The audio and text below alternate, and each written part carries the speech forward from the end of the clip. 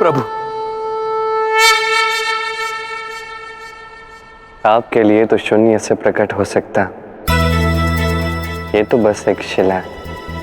धन्य हुआ मैं जो संसार के कण कण में व्याप्त है श्री कृष्ण का वो विश्वव्यापी रूप जो आज तक किसी ने नहीं देखा था। आज मुझे उसके दर्शन हो गए। प्रभु, तुलसी आपकी घोर तपस्या कर रही है, उसे फल दीजिए। माली चाहे वृक्षों को कितना भी क्यों ना सींच ले, फल तो ऋतु आने पर ही आता है आराध्य। तुलसी को दर्शन देने का समय अभी नहीं आया। परंतु प्रभु, वो घोर तपस्या करके मुझे भी विवश कर रही है। अब ऐसे में केवल आप ही सहायता कर सकते हैं। सहायता तो आपको ही करनी होगी आराध्य, और सहायता से मेरा तात्पर्य है आपको तुलसी की रक्षा करनी होगी। रक्षा?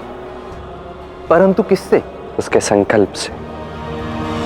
उसका संकल्प अत्यंत दृढ़ है, इतना कि वो स्वयं का अंत कर सकती है, वो स्वयं को जला सकती है, और वो जलनी नहीं चाहिए। आपको उसकी तब तक रक्षा करनी होगी जब तक उसे सत्य का भान नहीं हो जाता। जैसी आपकी आज्ञा प्रभु, वैसा ही होगा। सत्य ज्ञान की प्राप्ति से पूर्व उनकी मृत्यु नहीं होगी। अब ये मेरा उत्तरदायित्व है। हमारा उत्तरदायित्व है।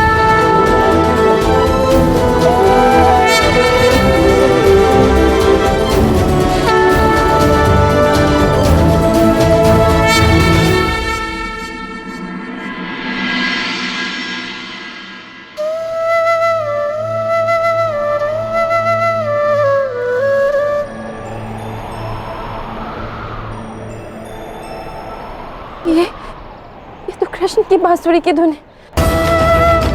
तो कहीं कृष्ण तो नहीं?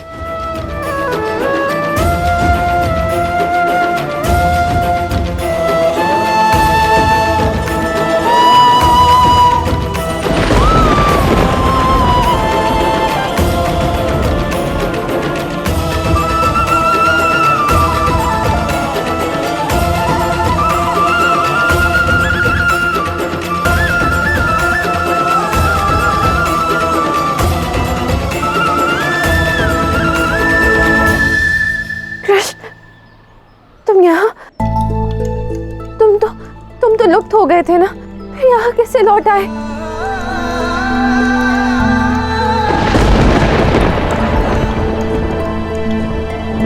तुम? और नहीं तो कौन होगा। वैसे आपकी ना मुझे समझ नहीं आती। आपने मुझसे कहा कि अपना मुख मत दिखाना, बाकी यहाँ से चले जाना, और जब मैं चला आया तो मेरा मुख देखते ही आप मेरी ओर दौड़ के चली आई। मैं तुम्हें देखकर क्यों दौड़ी आऊंगी? मैंने तो कृष्ण को देखा था। किसे देखा था? कृष्ण को। कहीं आप बावरी तो नहीं हो गई? मैं भला क्यों बावरी होने लगी? और तुम तो मुझे बावरी कहना भी मत। तुम्हारे कारण सभी द्वारकावासी मुझे विक्षिप्त समझने लगे। और मैंने तुम्हें कहा था ना कि मुझे तुम्हारा मुख नहीं देखना है। देखिए, इतना भी बुरा नहीं हूं मैं। मेरा मुख कितना मनमोहक है, देखिए। तो ये मुख तो तुम मुझे ही दिखा रहे हो। औरों को भी दिखाया होता तो ये सब नहीं सहना पड़ता ना मुझे। कोई मुझे समझना ही नहीं चाहता, और ये सब तुम्हारे कारण हुआ है। बाकी तो इसे ठीक कर देते हैं। इस बार मैं आपके साथ चल के सबको स्पष्ट कर दूंगा कि मैं कोई कल्पना नहीं, अपितु एक बहुत बड़ा व्यापारी हूँ जिसका नाम बाके बिहारी है। वो बाके बिहारी जिसने प्रतिमा खोजने में आपकी सहायता की है। क्या सच में तुम आओगे? सबके समक्ष ये स्वीकार करोगे ना? मेरे नेत्रों में देख के पता लगाइए ना ये सत्य है या नहीं।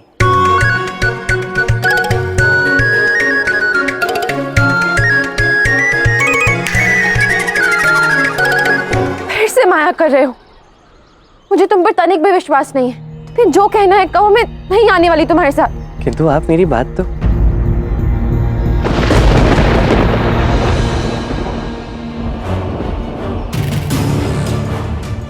आर्य साहब, मैं आपके लक्ष्य को अकेले पूर्ण नहीं कर सकती। मुझे आपकी सहायता की आवश्यकता है। कृपया करके उठ जाइए आर्य साहब। हम मिलकर गुरु शुक्राचार्य का ये कार्य पूर्ण करेंगे। क्या हुआ दाऊ, आप इतने व्यग्र क्यों लग रहे हैं? तुम वहां इतनी भोली भाली राधा को समस्त द्वारका के समक्ष विक्षिप्त घोषित करने की तैयारी में हो और मुझे प्रसन्न देखना चाहते हो।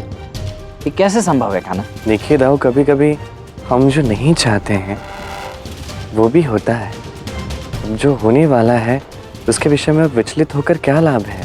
तुम्हारे लिए कहना बड़ा सरल है कान्हा, किंतु मुझे ये पचाने में समय तो लगेगा ना। चलिए ये सब छोड़िए, हमें शाम को कार्य पर लगाना है। उस मूर्ख सांब को कान्हा, उस मूर्ख सांब से कार्य की अपेक्षा करना ही सबसे बड़ी मूर्खता है।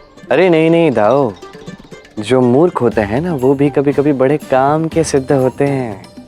ठीक है, जब सोच ही लिया है तो फिर बजाओ चुटकी, कर दो उसे यथास्थिति। आज कुछ और करते हैं दाऊ।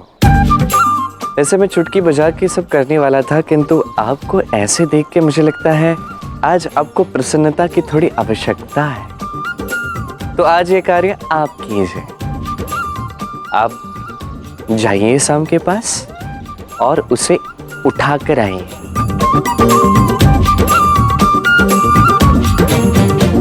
ठीक है, मैं समझ गया क्या ना। अब तुम देखो मैं कैसे उठाता हूँ इसे। अच्छे से उठाना।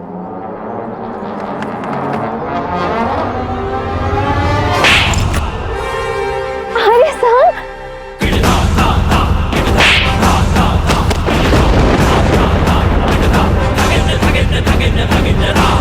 किसने प्रहार किया मुझ पर? किस?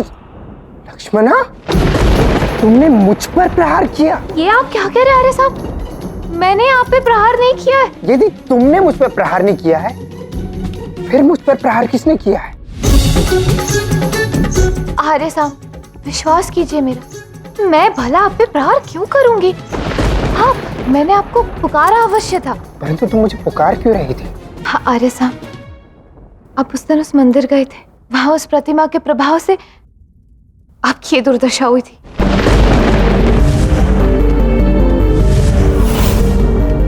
हाँ लक्ष्मणा, वो प्रतिमा अवश्य ही मायावी थी। उसके नेत्रों में अवश्य ही कोई सम्मोहन था। आप उस प्रतिमा के बारे में बात ना ही करें तो अच्छा है। वैसे भी वो प्रतिमा लुप्त हो गई और अच्छा हुआ लुप्त हो गई। और उस प्रतिमा के कारण वो राधा विक्षिप्त हो गई है। आर्य साहब, आपको पता है राधा को ना कोई अदृश्य पुरुष दिखाई दे रहा है जो वास्तव में है ही नहीं। किंतु आर्य साहब, मैंने इस बात का लाभ उठाकर एक योजना बनाई है। हमें राधा को विक्षिप्त सिद्ध करना होगा। फिर हम राधा को द्वारका से बाहर एक आश्रम में ले जाएंगे। फिर सोचिए क्या होगा, राधा को वहां से हम लुप्त करवा देंगे। हाँ लक्ष्मणा, तुम सत्य कह रही हो। मेरे जीवन का सबसे बड़ा कांटा वो राधा ही है। परंतु उसे लुप्त करेगा कौन?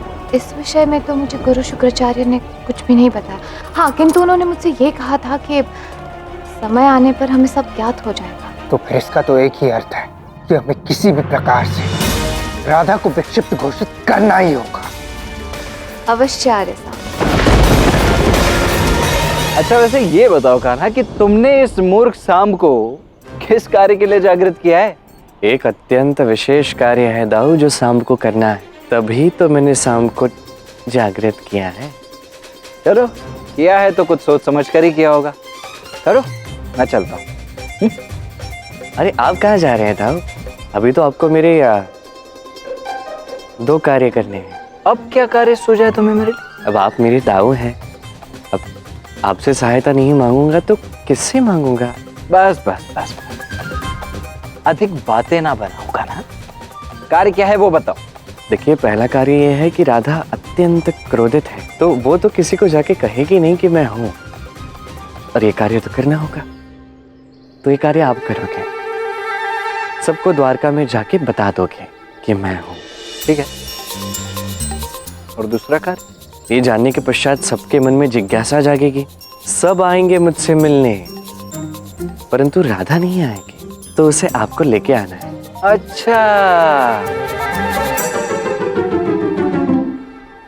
अच्छा सुनिए, मेरा कार्य करना अच्छे से, बिगाड़ना मत। बिगड़ू राम।